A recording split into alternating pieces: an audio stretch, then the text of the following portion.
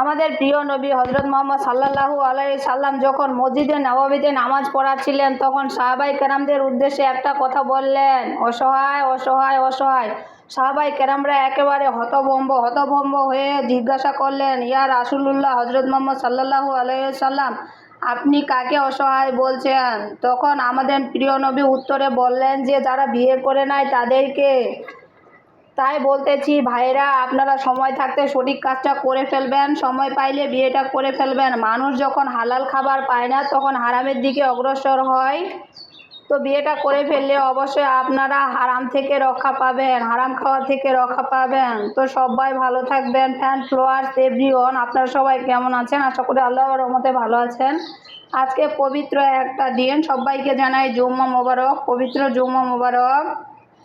তো আমার ভিডিও ভালো লেগে থাকলে অবশ্যই লাইক কমেন্ট শেয়ার দিয়ে পাশে থাকবেন। এই যে আমি এখানে কচু রান্না করতেছি আর এখানে মাছ আছে। তো সবাই ভালো থাকেন।